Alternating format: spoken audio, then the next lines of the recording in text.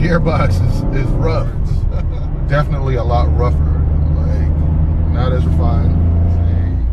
Both the WRX and the Type R are better. The car drove like out of broken metal. You can see it's a real piece of garbage. All right. Right. First to second gear, it would grind terribly.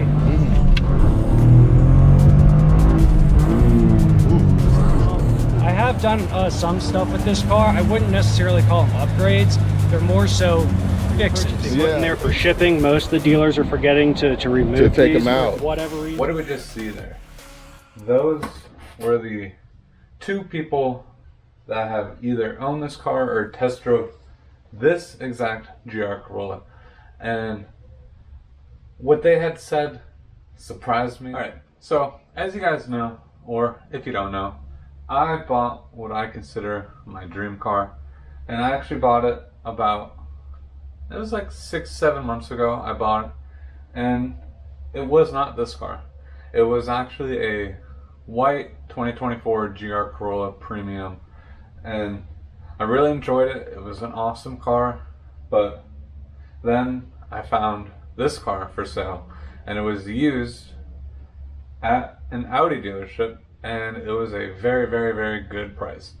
And so after some negotiating and some talking, I pretty much just clean swapped out my white one for this blue 2024 GR Corolla Circuit Edition with all the options and everything like that. It was amazing. I loved it. It had some aftermarket mods on it already. It had the e-Venturi intake. It supposedly had a tune. It had a few other little things like an oil catch can and a new or upgraded motor mount from Grocery Getter Performance. I was super excited to get it, especially at the price I found it at. It was pretty much like I said, it was a clean swap other than the dealer fee that I had to pay from going from the white one to the blue one. And if you guys are in the GR Corollas, you guys know that there is about a $4,000 to $5,000 difference between the premium to the circuit. So I would say it was actually a really good find. A whole bunch of people started commenting on my videos, and I still get a few comments here and there that actually mention, that say, hey, this car has been featured in other videos and everything like that. And after a bunch of searching and everything like that, I couldn't find them at all. And I don't know if I just wasn't searching the right things or if I wasn't subscribed to the right people and everything like that. And so I couldn't find it. So then after that I was like, well, let me search, because I was part of, and I still am part of, some of the GR Corolla forums on Facebook. And I was like, oh, let me just start scrolling through some of those and seeing if I could find out if I could find who was the previous owner of this car. And so after finally searching for all these blue GR Corollas, I finally found who I thought to be was the owner of the car. Shot him a message on Facebook and patiently waited. After I shot him a message, I also started reading some of the posts that he started making about this car, and I was a little skeptical because when I bought it and some of the comments he had made, he almost seemed like there was an issue with the car, and that was the reason why he sold it. And so at this point I'm thinking, did I just buy like a lemon? Did I just buy a really crappy GR Corolla or something like that? And I was a little nervous at this point, and I was like, what the heck? But patiently waiting, after almost 2 days of him not replying to the message that I had sent, he finally had replied to the message. So, and then after talking to him on Facebook and everything like that, we finally decided, hey, we should meet up. And because he still had some of the stock parts to the car, and I was like, it would be awesome if I could buy them from you and everything like that. And so after talking to him, we finally decided to make a date, and I went to go see him. I'm actually on my way to go meet up with the original owner of this GR Corolla. I actually found him through the tuning company, and so I've linked up with him a little bit, talked with him, and I'm gonna go and get all the original parts for this car. He was very nice enough to want to just give them all to me. So I'm heading out there now. Luckily we're meeting up somewhere about maybe 30-40 minutes away from my house.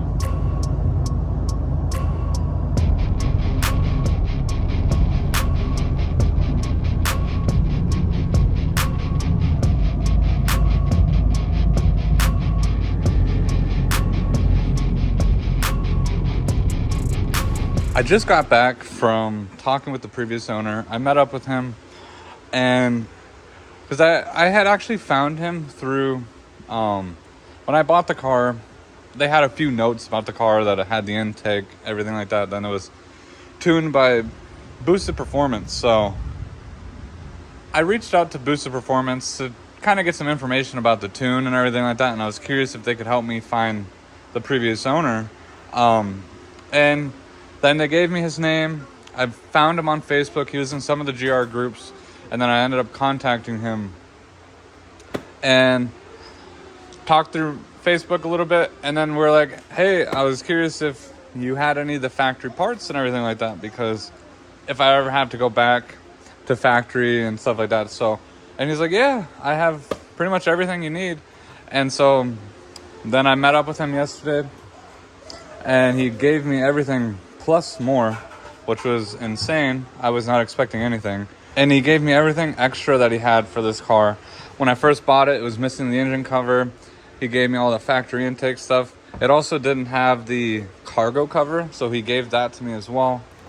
His car had these original spring spacers on it.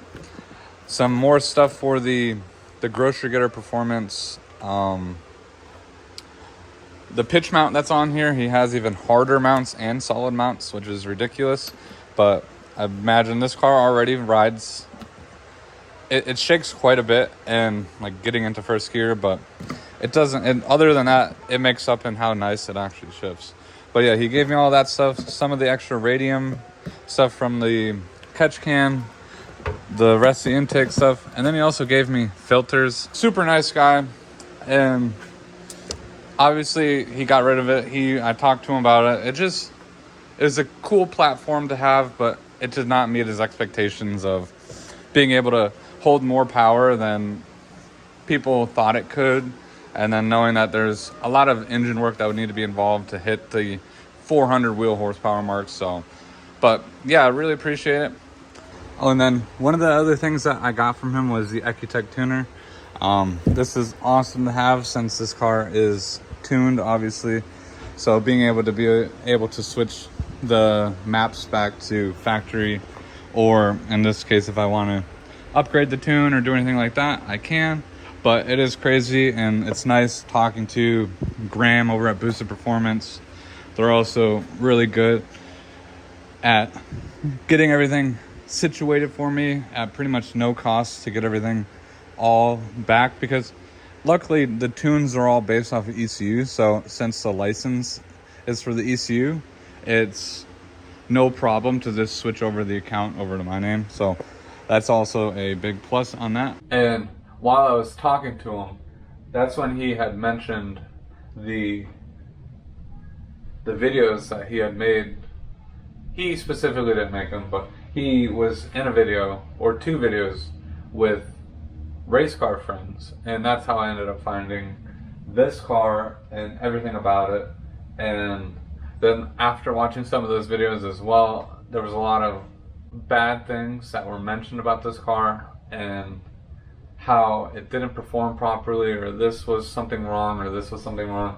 And that's when I was also like, well, is there something actually wrong with the car? After that, then that's when I reached out to Race Car Friends, spoke to him about the GR Corolla, and find out a whole bunch of other little things about the car. And to be honest with you, I spoke to both of them, and they had a bunch of bad things to say about the car, but no one ever spoke about the good things about the car. And both of them had good things to say about the car, but both of them also did not like the car in some sort of way. So, I mean, you do always have to realize a lot of these people think that the GR Corolla is some really expensive sports car, and it's not like an Audi, it's not like a Porsche, it's not like anything like that, because it's still based off of a Corolla. And you have a lot of those basic Corolla things on this car. So that's really one of the biggest things on this car. Is a lot of people have high expectations, thinking that they're getting something really, really, really above and beyond. But at the price point of the Corolla, it's hard to compete with other manufacturers in this segment or anything above it. But for a $40,000 car, it has pretty much everything that you could ask for, plus more, at least for me. So in the end, did I actually buy the worst GR Corolla out there? I personally don't think so. I just think it was test drove and owned by people who just didn't appreciate it for what it is. Like I said, some people love the Honda Civic Type R, some people love the WRXs, and I personally, I love the styling, I love how this handles, I love everything. I do wish I had more power, but anything could have more power. I think it has plenty of power for what it is. It is just an awesome car. I've been enjoying it. It's definitely a car that I've always dreamed of owning, and I can't believe that I have one in my garage now, because it just, every time I see it, every time I go for a drive, it always brings a smile on my face, and I absolutely enjoy it. But with all that being said, thank you guys so much for watching. If you guys are new, don't forget to smash that like button, subscribe to the channel, and I'll see you guys next time.